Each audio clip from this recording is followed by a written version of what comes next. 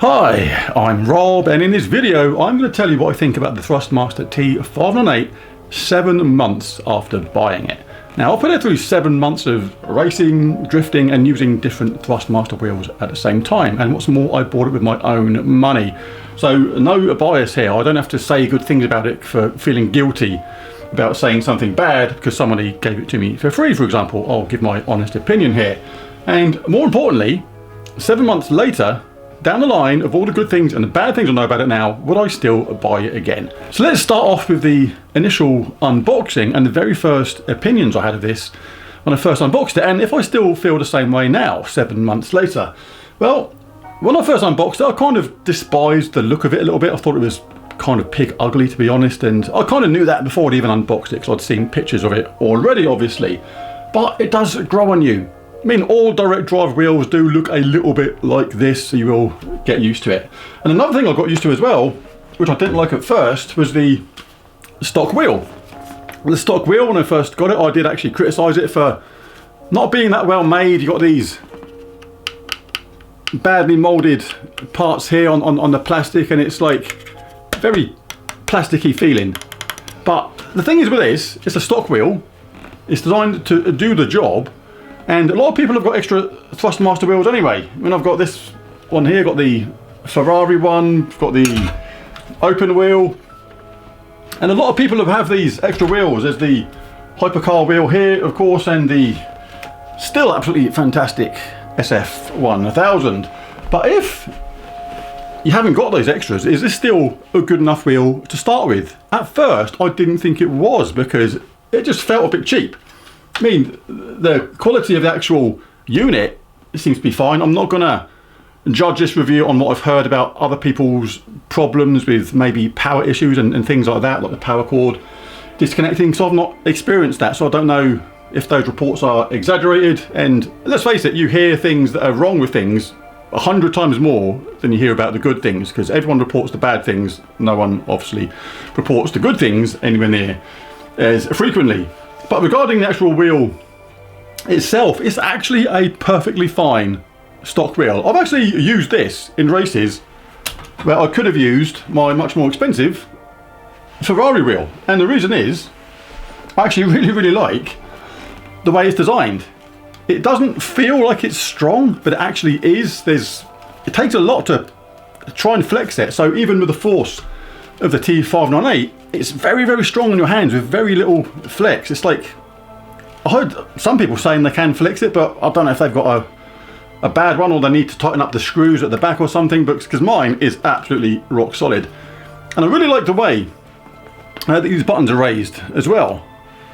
What it means is when you play VR, because you can't actually see the wheel in VR, you can actually know what buttons you're about to press simply by their height, because the red one is higher than that one there, and that one there is lower than the rest. They actually go up in like steps, which is really good. So the wheel is absolutely fine if you're just after a mid-level direct drive wheel and an adequate wheel to do the job. It's fine. And the pedals have held up well too. 7 months down the line, no issues with them whatsoever. Still operating absolutely fantastically well. Still sensitive. You still get the full range of motion, and they're accurate on the display, showing you how far you're depressing the accelerator or brake. So pedals are really good as well, and the wheel absolutely fine. So what about the actual motor itself? After 7 months, I've had quite a lot of long races where I've sat here for like a couple of hours at a time, and the initial faults with this, like at first before the update, it used to oscillate, used to sit there and wiggle if you weren't doing anything. Like now, if I was just sitting here talking about it, it would sit there and it would wiggle. And the really early versions would get worse and worse until it like was going a bit mad. Thanks to the software update, that's now been taken away, and it's absolutely fine. It doesn't do that anymore.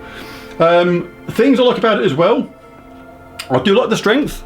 The strength is a definite upgrade from something like the T300. I absolutely love the quick release mechanism where you can just like pop that off and the wheel is off, and you can put on another one really quickly, as simple as that.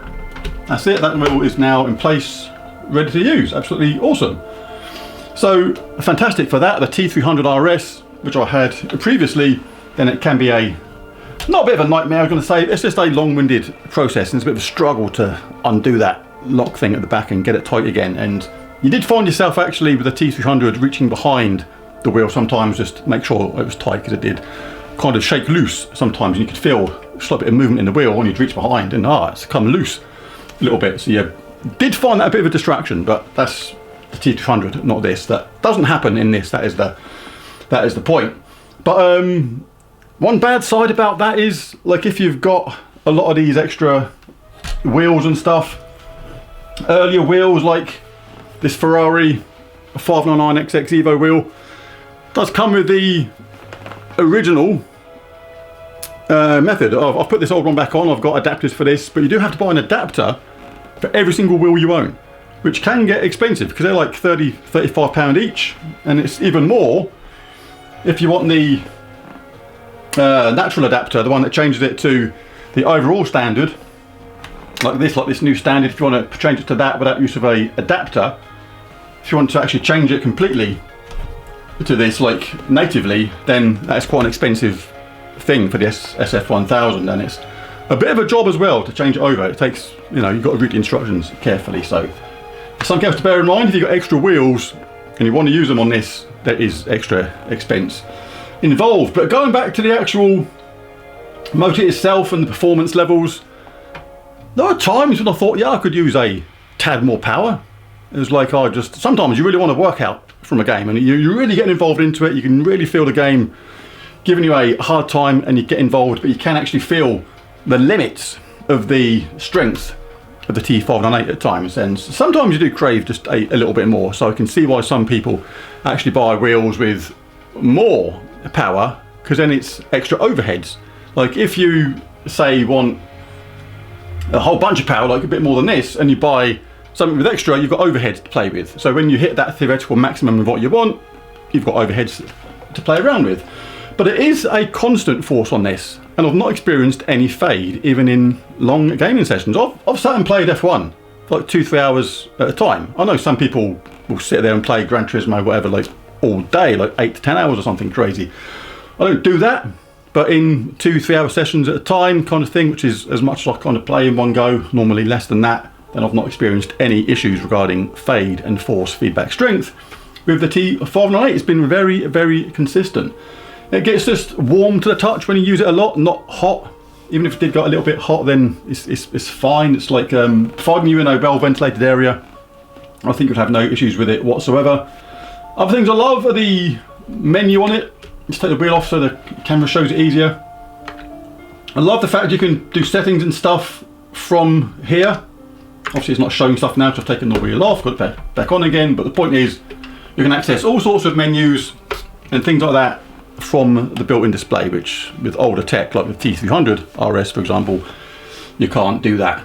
So other things I don't like about it, that's it really. It's like I don't really have anything bad to say about it. I really love the detail and immersion it gives in games. I've played everything from Gran Turismo to rally games to just F1 games and goodness knows what else, arcade style racing games as well, and it performs fantastically well in most of them. The odd game, it's a bit weird, like a Assetto Corsa Competizione I think it was like pretty weird on that until I changed the settings. I've got a video on that, on how to improve the settings massively on that, and there are a few conspiracy theories floating around about that, because that game in particular was sponsored by Fanatec, and all of a sudden the game didn't work as well with the T598 as it did with the T300 RS, an older game which I don't think was sponsored by Fanatec, and that was a fantastic experience with the T598. It's just really weird. It went to Competizione and then suddenly had these, I was going to say poor performance levels.